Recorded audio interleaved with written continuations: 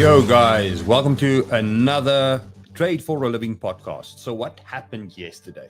Well, we had Bitcoin go through insane short liquidation. So we had an insane pump. Then we've had Bitcoin in this pump, surpassing Amazon as a market cap. So there was a time where everything in the crypto market was combined, not even big enough than any one of these specific ones. And Bitcoin is going for gold. Still far way off, but it's going for gold. So there's going to be a lot happening. Okay, so and then another thing, more money is being raised to buy more Bitcoin, guys. So is the pump over? The big question that I can probably answer to you guys is probably no, the pump's not over. All of this means that there's a lot more adoption coming our way, and this is going to be really good for our current Bitcoin longs. Ethereum, other story. We need to talk about Ethereum today because although there was about 170 million of inflows, it saw 16 million outflows. So the uncertainty around Ethereum, its Spectra update, and everything around that still kind of hangs heavy on our heart. So we kind of need to make sure that that's okay.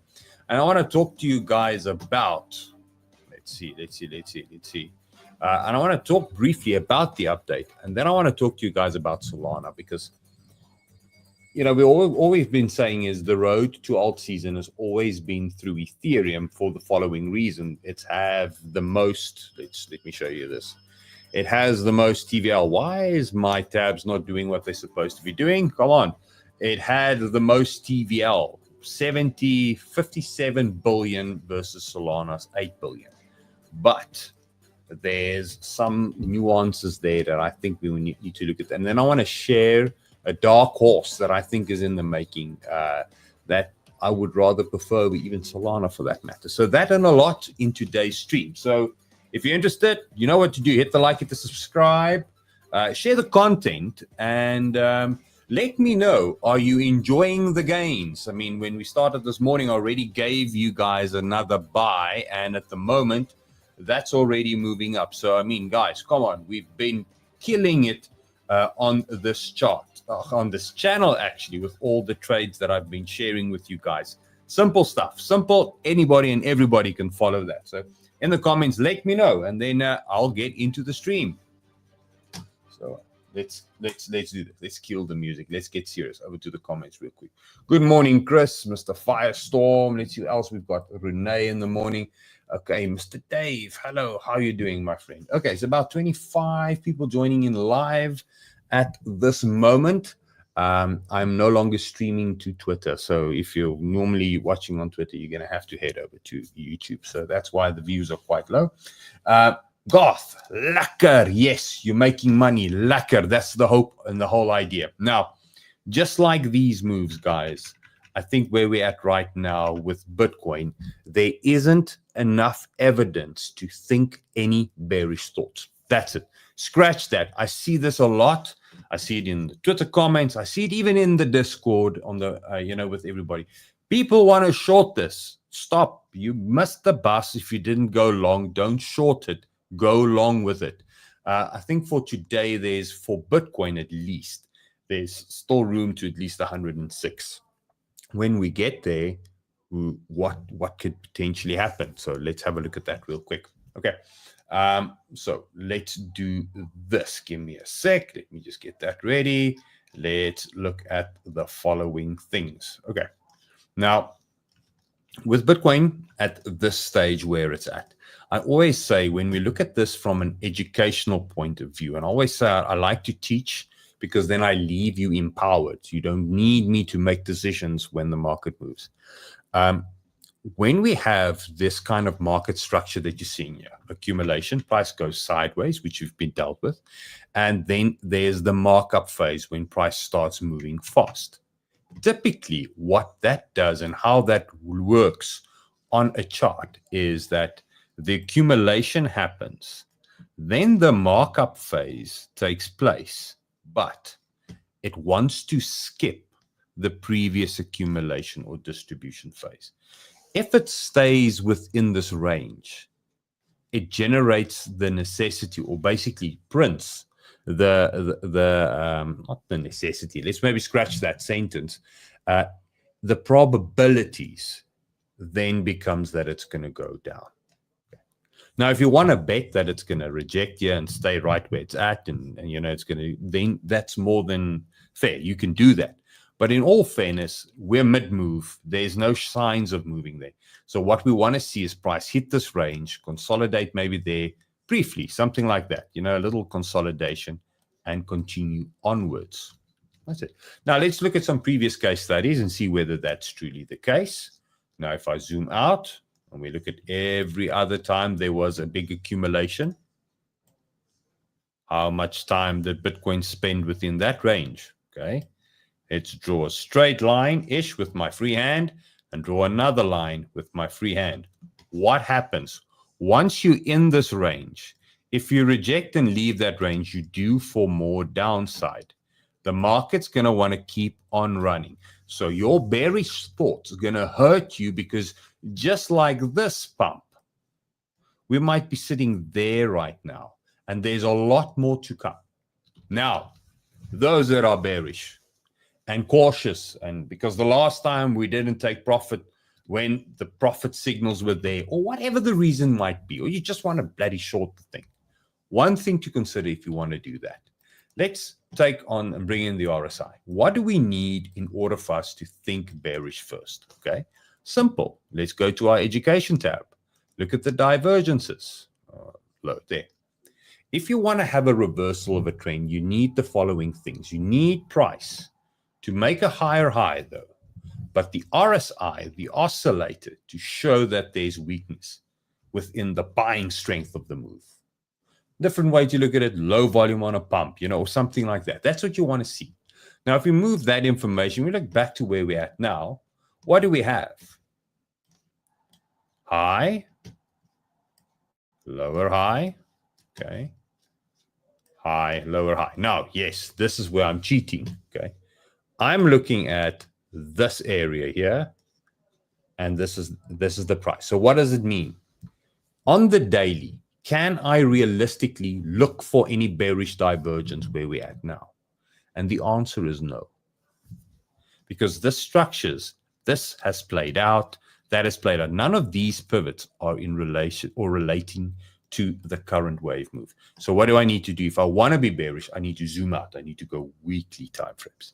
And then here, this is where it changes the picture slightly. Okay, so what do we have? Let's switch on, look at the closing price. We've got price about to make a higher high, and yes, rightfully so, the RSI doing the opposite. Danger signs alert. That's that. Okay, shit might get real now. But this is the trick with divergences, and I'm going to show you this little tool that I have. I use my fib levels in the following way. I use it from the top to the bottom of the retrace. It's roughly there. And then I'm looking for my strong divergence prediction fib. And typically, if there's going to be strong bearish divergence, the area where the market's going to reject is within these levels, statistically. Okay. Which means, yes, as we go up, we're going to have bearish divergence, bearish divergence, bearish divergence, bearish divergence, bearish divergence. It can go as high as 138. And probably at that stage, the RSI will then only make a higher high as price makes a higher high. So you're gonna consistently in any breakout face bearish divergence. So how do you combat that? Okay. By saying, okay, I understand the weekly needs to give me any bearish signs before I need to think bearish, okay? Go back to the daily or the 4 hour. Forget about that now, because we now know the zone where that needs to happen. Okay, so we're not there yet. We're mid-move. And then I do the same play on the 4 hour or the daily to kind of look for that. And do you see anything? No, none of it. So it's not there. It's by the dip season. In short. Okay. Now, if we look at Ethereum real quick. Now, remember now, Ethereum has been the dark horse. We haven't seen any nice Ethereum pumps. Now, the crazy thing is for Ethereum, if we go over to that one real quick, what was ETH's price there? There it was $4,000. When was that? March 2025. Now, if we go to Bitcoin and we look at what Bitcoin's price was at March 2025,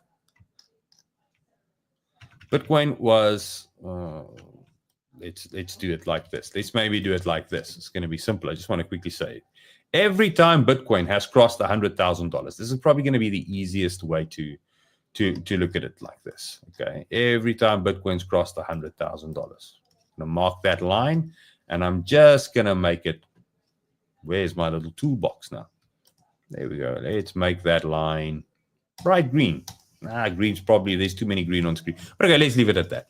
Every time Bitcoin has crossed $100,000, so it crossed it in November 2024. ETH's price for November 2024 was, let's have a look at it. December, there we go, November 2024. ETH was sitting at $3,600. Now, there's no secret. Bitcoin is back at November 2024 highs. Where the hell is ETH? And that is why the spot ETF outflows are there and is actually significant for Ethereum. Because investors are looking at this and saying, listen, when we had the spot ETF pump, okay, this was for Bitcoin. Now I'm going to go back to Bitcoin when we had our spot ETF pump. Just back here. Maybe I need to just click on the right BTC one. There we go. This was all spot ETF. It's going to get approved. BlackRock has filed. It's only had one rejection in its whole life cycle, so everybody betted on the guarantee. And you had this insane pump, okay? Everything pumped. Bitcoin pumped, ETH pumped. Everybody was singing Kumbaya, saying, okay, right, there is going to be an alt season. Alt's going to do well, and. But from that point onwards, Bitcoin just kept on going, and Ethereum just never been able to beat any of those highs. And that's the reason why it's suffering at the moment. So now I need to talk to you guys about my own ETH bags. It's no secret. I said this publicly with you guys. When Ethereum went into this $3,300 range, when we did the momentum play, okay, remember, did the momentum play, I converted all the Bitcoin. Every week, every Monday, I buy Bitcoin. All my Bitcoin that I bought from all the Bitcoin lows. This is now Ethereum chart, but every week I bought on Bitcoin. I converted it there with the ideas that Ethereum was going to now go to maybe $5,000 or $6,000, and Bitcoin can't double in value. Bitcoin can't go from $100,000 to $200,000. You know, it's too big a move. It's too much market cap that needs to be added in there. So the move would have been on ETH. All that ETH, I'm still sitting with. That's down from that buy, still down 26%. And the problem that I have with this is, say Bitcoin does not, let me load this. Say Bitcoin stays here for the next week. And we've got another weekly and another weekly just sits there. Then only am I going to sell my Ethereum and worry about, you know, lower lows, just like that. So until then, I'm just going to let this thing run because Ethereum is now undervalued and will play catch up. Spectra update's been amazing. All the fees, all the advantages that comes with it. I'm not going to go into that now. This is a TA stream. But all of those things are lubrication for the move. That's all that it is. So your ETH is going to perform really well. And it's evident if you look at what ETH did in the last few days. If we go to the ETH BTC chart,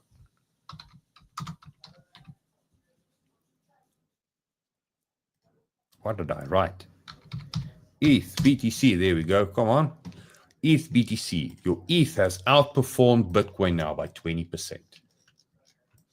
Now, this chart, if you look at it like this, it's still too soon to be realistically, and I'm victim of this, guys. I'm going to be straight with you, to call alt season probably, because ETH has got most of the DeFi platforms. You know, if Ethereum does well, most of the DeFi coins, most of the previous coins from the previous cycle will be doing well. So just a little too soon to call that, but it's definitely showing signs that this is capitulation. And we might be in a situation where ETH is going to do this. Now, alt season, as I always say, is maybe 2 months, 3 months, and then it's over. So don't think that ETH is now going to do this and potentially go make a higher high. I'm going to track this And once we hit this resistance level, or that resistance level in that zone, if ETH on the UST pairing shows me bearish signals, I'm selling. That's it. Simple as that. Okay. Now, Solana. Let's quickly talk about Solana, and then I think we're done for the day. So let me just load my chart. Okay. Now, before we do that, I've got a couple of questions I just want to ask you guys. So, what do you guys think? I mean, there's still a really big disparity between, Ethereum's total value versus Solana's total value. Is this thing gonna, because of all the hype and the network activity and the insane amount of wallets that's been opened because of the memes and everything that's living on Solana, not on Ethereum, is this going to really, in the future, do you think that Solana might outperform ETH?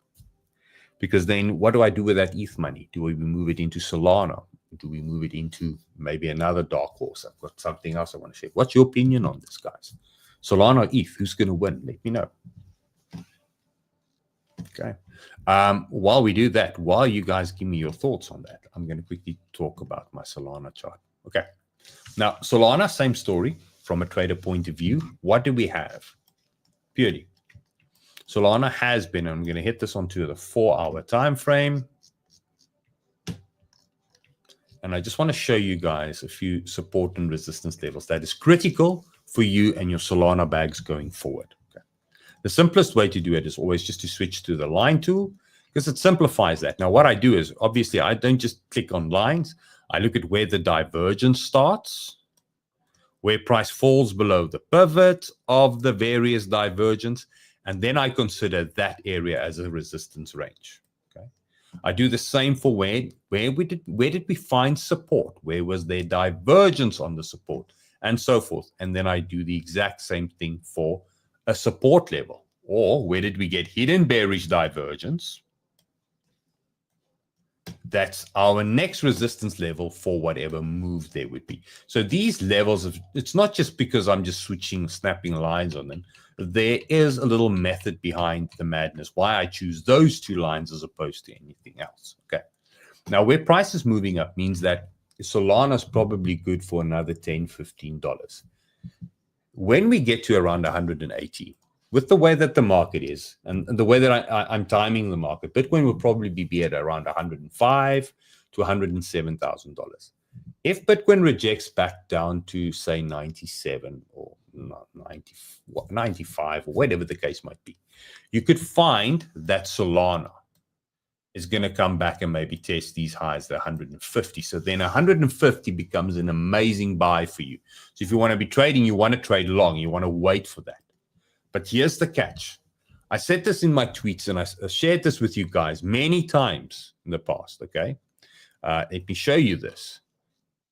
Because the market has already seen an extreme amount of trading, let me just bring that up. Come on.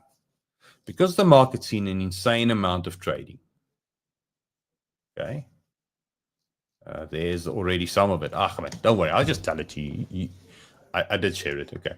Because the Bitcoin market's seen an insane, and Solana and all of this, insane amount of trading within this range. If Solana jumps 180, it's not going to stay around here, guys. It's going to move through this really quick, just like Bitcoin did now, from 80 to basically where it's at now.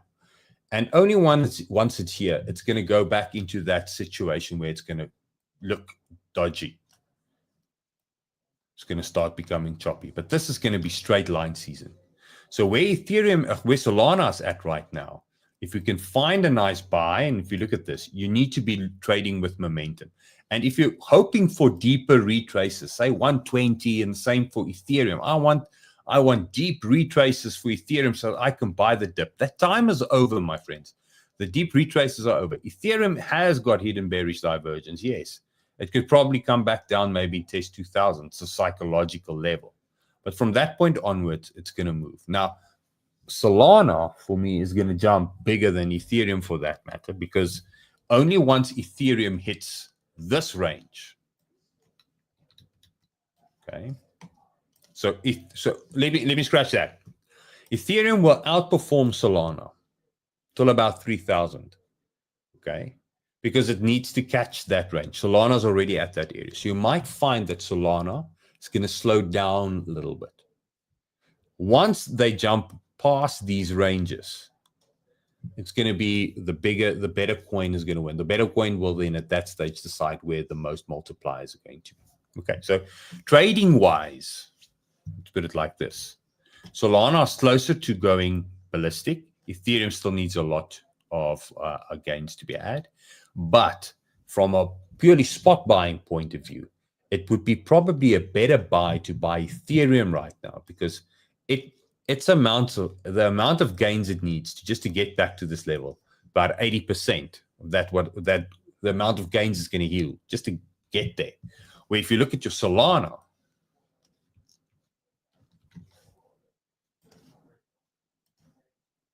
it's 40%.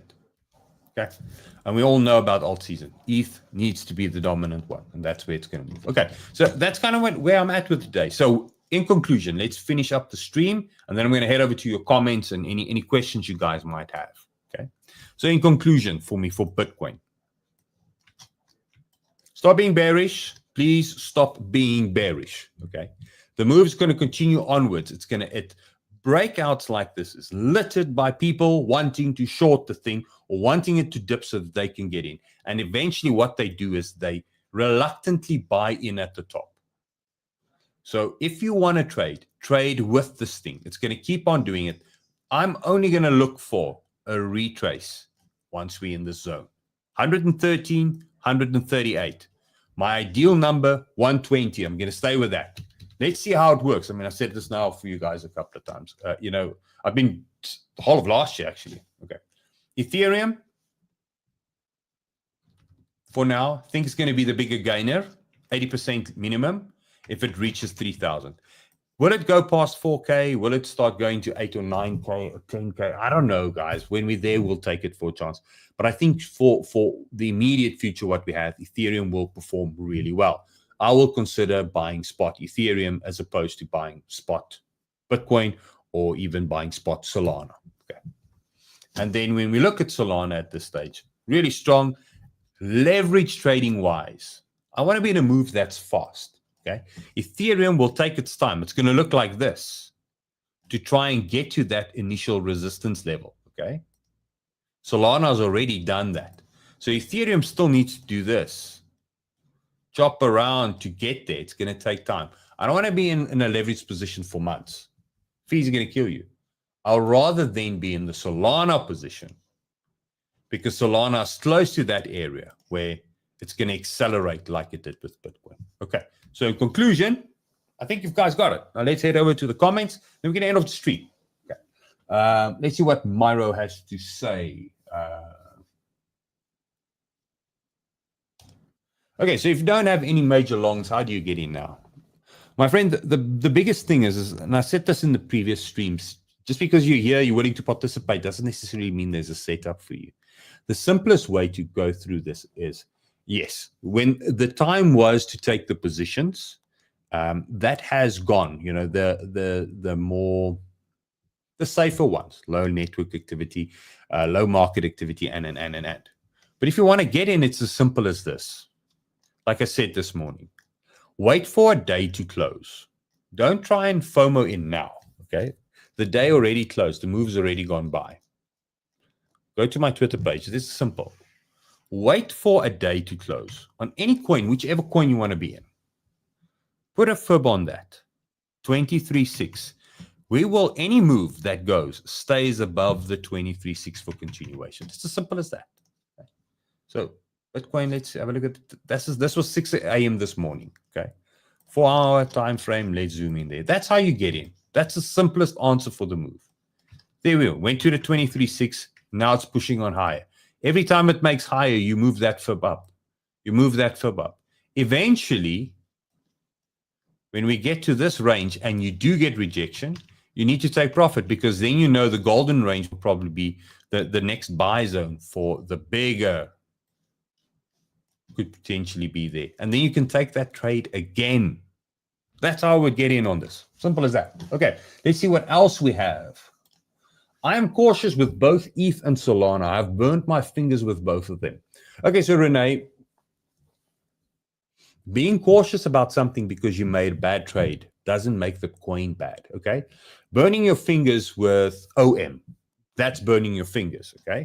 For those that don't know, OM, DeFi, got rugged, the thing went down 99%, something like that. That's burning your fingers. So if as soon as you start saying that to yourself, you're putting yourself in a mindset where you're saying, I'm going to fail again. Stop. There's nothing wrong with them. You maybe had a couple of bad trades,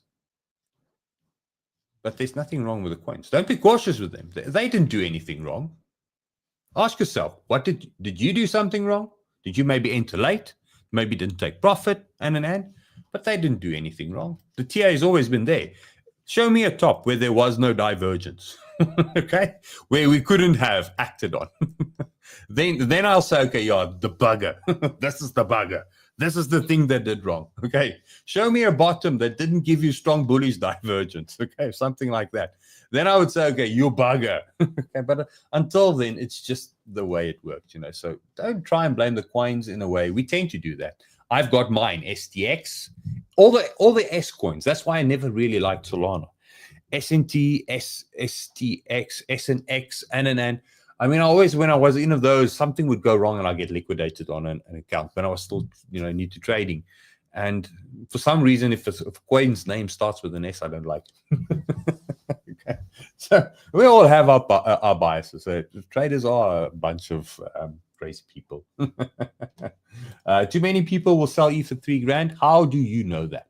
Bring that with evidence. I would definitely like to debate that with you, Myro. But at this stage, I don't think so. I think the selling is happening now. People are rebalancing.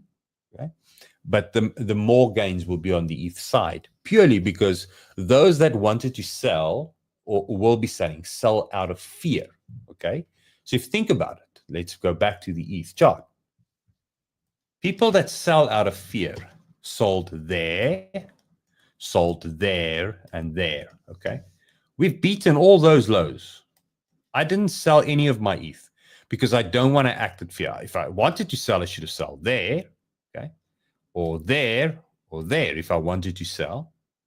But at that stage, what did I say? Gaps like those, the market's going to take time and it's going to find its way back there. When we get to $3,000, yes, it's a major resistance level. But where will Bitcoin be at that stage? And what will the market sentiment be at that stage? Consider that. And then I would say then it's the same thing to say that, okay, when Bitcoin did something similar to this. Let's look at this. When we get to 93, everybody's going to sell. And true. But just because they're selling doesn't mean that they've got enough to turn the tide. And when we're there, we're not looking for strong strong bearish divergence. We're looking for hidden bearish divergence, which we didn't have any. That's why I went long.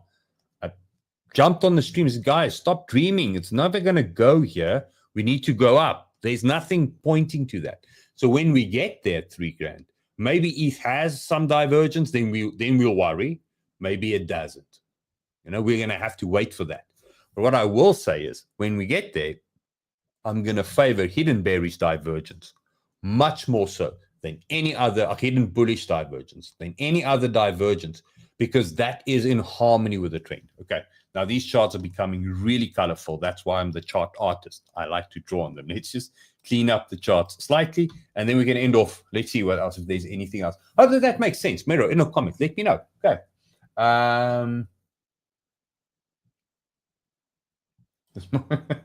No, man. We can't hoodle alts anymore. Look, one thing I can say, I'm never a fan of hodling. The reason, by saying I'm hodling, it means that I've got no strategy and no risk management. So we don't hodl on this channel. Never, ever, ever. I call the hodl coins and we've got a hodl report, but it goes against anything than hodl. I'm not buying, so I'm not giving you just a list of coins and these are amazing and you need to get in on them. And then that's it. You need to have a strategy, and that's what we do. Okay. But remember, this is the Trade for a Living podcast. we're talking about trading, not so much. This afternoon, I've got the stream that's going to be talking about all the meme coins I'm interested in for the next play. There's going to be let's say, a little bit of a hodl dynamic to some of the ways that we're going to look at those coins, but that's it. Okay. Is there? Let's have a look at what Tony has to say. Well, there it does. Let's see what I've got everything so small. Let me just quickly do this. Peter, there we go. It does make sense. I agree that ETH will outperform now. I bought every dip for the last month now, so I was sure something like this would happen. Nice to you, my friend. I look at this. I've got various strategies. There's leverage trading, and then there's just dollar cost averaging, which a lot of people do confuse with buy the dip. Dollar cost average means every Monday, doesn't matter, rain, snow, hail, price, I don't care. On each one of these candle opens, there's a transaction for Bitcoin in my exchange. That's it. And basically, you can say it's buy the dip in a way, because when we look at the amount of time the market spends at lows versus the amount of time it spends at highs, statistically, you're buying the bloody dip by buying every week. That's an easy way for investors. That's what I do, okay? But at some stage, you need to realize the gains, and that's why I haven't sold any BTCs or out. I went to ETH. I didn't go out to stable, because until we have a higher time frame weekly divergence with us losing critical pivots, we've never lost any of these divergence pivots. This is like a Solana. You can almost use this Bitcoin chart and use the Solana fractal, because that's what Fibonacci is. It's a fractal of everything. You know, it's basically a fractal in nature that reproduces itself. If it did this, did this, next time around we'll probably do this and then come back down. Okay, look at that, and let's look at Solana real quick. To show you that. Solana. Okay. There's the move. There's the other divergence. That's the one I'm worried about. Okay. First divergence. What do we have? We have divergence there as well. Okay. First divergence. Second one. As soon as we start falling in below divergence pivots. Okay. Now you need to take this shit serious, because then there's going to be a major discount coming your way. Bitcoin didn't do it. Solana did. What did Solana do? It went down 63%. I can probably say, well, if you right there, it went down even more, 67%. And that's why we have to be almost, from a fractal point of view, just be mindful of that, okay? When we get there, that's the area where I'm thinking it's over. But it can take time. Just like Solana, it didn't go there for a second and come back down. It can chop around like that. And that's the other few more months that we'll have probably where alts fire off one by one, a narrative hits, you get out, you get out, you get out. Remember the big analysis play that we do have with the halvings and everything else, meaning I'm expecting the end where November, September this year. I'm still on that playbook. Okay. Let's see what else we have. Let's the question from Tony. Is there any specific settings you use for the RSI? Just a normal RSI. RSI by itself is a leading indicator. You don't need anything else. Okay? You're golden. Okay, guys. That's everything for today. Thanks so much for taking time. Today's video, and I didn't even do any of it. I got so hung up with this. Peter is probably done. Today's video is Blofin. Listen, if you want to support the content, you want to be part of my, well, check how the lifetime group members go. A little bit of the inner circle of what it is I do, and you're more than welcome to do so. Open your Blofin account. There's a link in the video description. Then follow the link in the video description to the Discord. There's my latest early gems. I want to click on that too much, but there's the early gems that I've got in there. We've got a hodl. There's a lot of stuff that's going to give you additional advantages there. So you can go and check out on that. Get in on coins like Popcat. That's already almost doubled your money. We bought it 2 weeks ago. Stuff like that. All of that in there. So you get to, as simple as that. Okay. Other than that, you have a lovely day, guys. Thanks for supporting the content. Thanks for always to being here. Thanks for comments. You're awesome. We're going to have an amazing time running this next leg of the bull market, and just stop being bearish. Keep it simple. The trend is up. Let's just be bullish and ride it for as long as we could potentially do that. Have a lovely day, guys. Cheers.